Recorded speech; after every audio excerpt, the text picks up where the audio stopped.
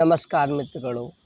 21 जुलाई 2023 को दिल्ली के रामलीला मैदान में सहारा के निवेशक यानी आम जमाकर्ता अपना दम दिखाएंगे। सुप्रीम कोर्ट ने ऑर्डर कर लगभग 10 करोड़ डिपॉजिटरों को अपना पैसा वापस देने का निर्णय किया है, जिससे सहारा ग्रुप के सारे डिपॉजिटर को अपना पैसा वापस मिले। सहारा के साथ अलग अलग स्कीमों के जरिए पैसा जमा करने वाले निवेशक रामलीला मैदान में अपनी ताकत को दिखाएंगे और सीआरसी सहारा रिफंड पोर्टल से 10,000 के बजाय एक मुश्त पूरी रकम को वापस करने की मांग करेंगे।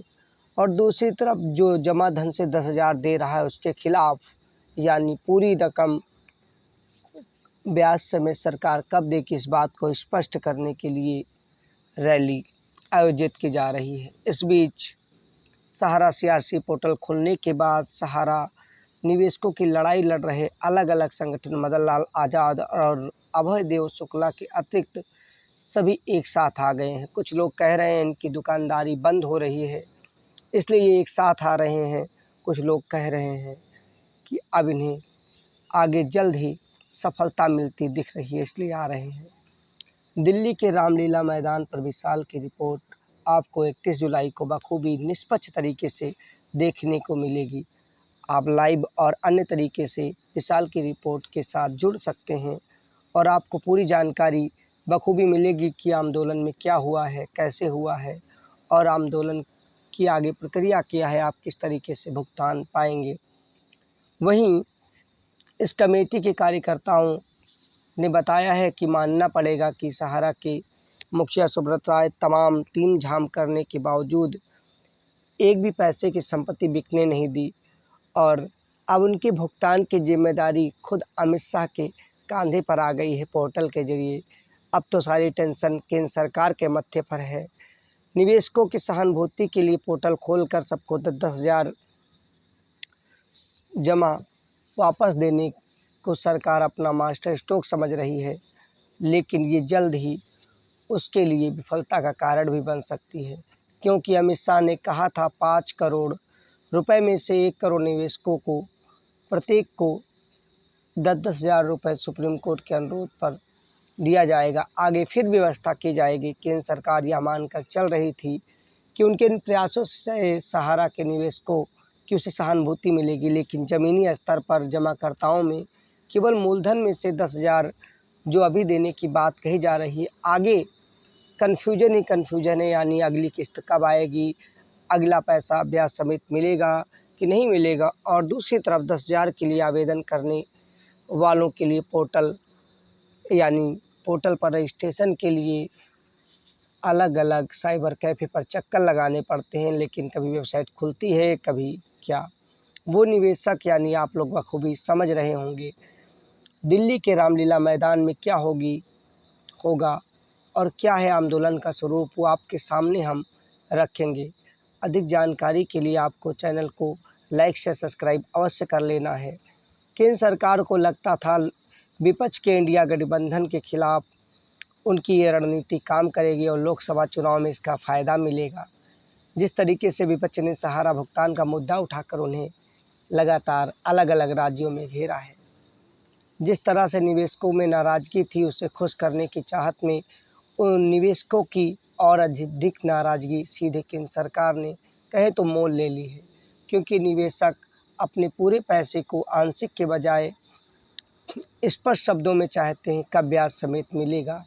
नरेंद्र मोदी सरकार को ये दांव उल्टा पड़ता हुआ दिख रहा है, क्योंकि जगह जगह पर जब हम लोगों की प्रतिक्रिया ले रहे हैं तो लोगों में आक्रोश दिख रहा है। यह सब सुब्रत राय को बचाने के लिए कुछ लोग बता रहे हैं कि किया जा रहा है। 31 जुलाई को दिल्ली के रामलीला मैदान में जो निवेशकों की रैली होने जा रही, इस पोर्टल के विरोध और भुगतान मांगने के लिए हो रही है।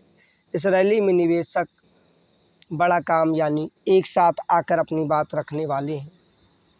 देश की राजधानी में बड़ी सभा का मतलब है केंद्र सरकार को सीधे चेतावनी देना कि जल्द निवेशकों को ब्याज समेत पैसा दिया जाए।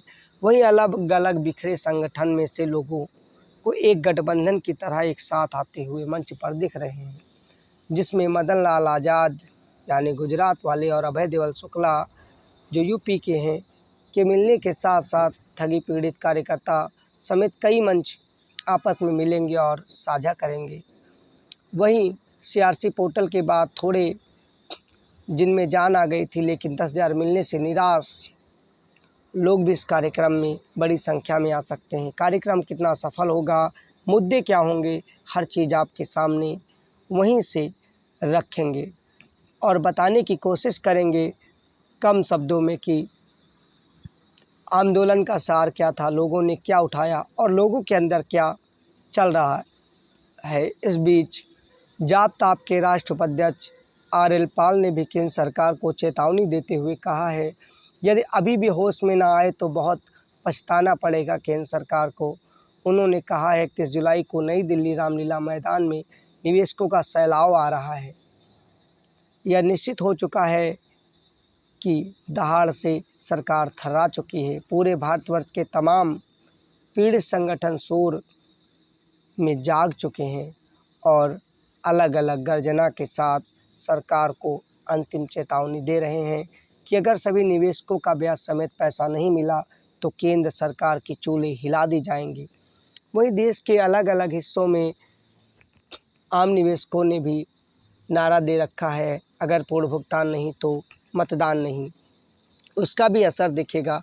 अगर मतदान इन मुद्दों से नाराज़ होकर मतदाताओं ने किया तो हो सकता है इसका सीधा फ़ायदा जिन्हें वो कभी मत नहीं देते थे उस विपक्ष को भी हो सकता है। खैर वो मतदान बताएंगी, वो प्रक्रिया बताएंगी। अभी बहुत सा पानी है गोमती और यमुना गंगा में, समय के साथ बहता रहेगा। हो सकता है केंद्र सरकार उससे पहले नीतियाँ बनाकर सबको पूर्ण रूप से अगर भुगतान दे देती है तो इस पासे को भी अपने तरफ पलट लेगी। वहीं अन्य संगठनों ने कहा है कि अब भुगतान होने से कोई ताकत नहीं रोक सकती। आसमां, जलवायु, जड़ और इतिहास साक्षी बनेंगे कि भारत की पवित्र भूमि पर धोखेबाज, घोटालेबाज और जुमलेबाजों के खिलाफ आंदोलन के बाद पूर्ण ब्याज के साथ लोगों को भुगतान मिलेगा। वहीं मदन लाल आज़ाद की फ़ौज ने इन सबको जमींदोज करने के लिए अलग अलग कंपनियों के ठगी पीड़ित जमाकर्ताओं के परिवार, भाई बहन सबको मिलाकर दिल्ली आने की बात कही है। सीधे शब्दों में कहा जाए, दिल्ली के अंदर केवल सहारा के पीड़ित नहीं, PSL से लेकर अलग अलग रोजन वैली समेत तमाम कंपनियों के पीड़ित आएंगे और ये पैसा वापस दिलाने के लिए 31 जुलाई को दिल्ली में एक आंदोलन होगा। वहीं कुछ लोगों ने बताया है कि अलग अलग जगह पर अलग अलग लोग शिकायत करेंगे और इसके खिलाफ जो भी शिकायत आती हैं उनके खिलाफ भी शिकायत और चीज़ें सामने लाकर स्पष्ट किया जाएगा ताकि लोगों को सहूलियत मिले, लोगों को हर मंच से मदद और आश्वासन नहीं, पूर्ण भुगतान के लिए आश्वस्त किया जाएगा। खैर कुछ लोगों ने लीगल तरीके से यानी एक्टिविस्ट की फ़ौज बनाकर मदद करने की बात कही है। इनमें निवेशकों के लिए लड़ाई लड़ रहे BK श्रीवास्तव ने दावा किया है कि 1-2 दिन में वह सहारा के निवेशकों के हित के लिए पोर्टल पर शिकायत दर्ज कराने में सहयोग के लिए ऑफिस खोल रहे हैं, जिससे किसी भी तरह के निवेशकों की भ्रमित वाली स्थिति दूर हो सके और उन्हें लीगल मदद मिल सके। यही कुछ सवाल में ऐसे भी हैं जिन्हें लोगों द्वारा समझ नहीं आ रहा है, कन्फ्यूजन है। कई ऐसी प्रेस कॉन्फ्रेंस और रिलीजें हैं जिनमें ब्याज का जिक्र नहीं है, यानी निवेशकों के आगे कुआं है, पीछे खाई है। कुछ लोग बता रहे हैं या भ्रमित कर रहे हैं कि आगे 10,000 के बाद नहीं मिलेगा, लेकिन वहाँ भी बताया गया कि अभी 10,000 मिलेगा, शेष आगे पैसा मिलने की गुंजाइश नज़र भी आती है। यानी अभी ये भी नहीं स्पष्ट है कब कब कितने कितने प्रतिशत निवेशकों को राशि भुगतान के रूप में मिलेगी। जो भी अन्य जानकारी होगी वो आंदोलन से हम आपके सामने ला कर रखेंगे, क्योंकि विशाल की रिपोर्ट की टीम नई दिल्ली के रामलीला मैदान पर आपके लिए कवरेज करते हुए स्पष्ट शब्दों में चारों तरफ से क्रॉस चेक करके रिपोर्ट लाएगी। अगर आपने चैनल को लाइक शेयर सब्सक्राइब नहीं किया है तो अवश्य करें। जय हिंद।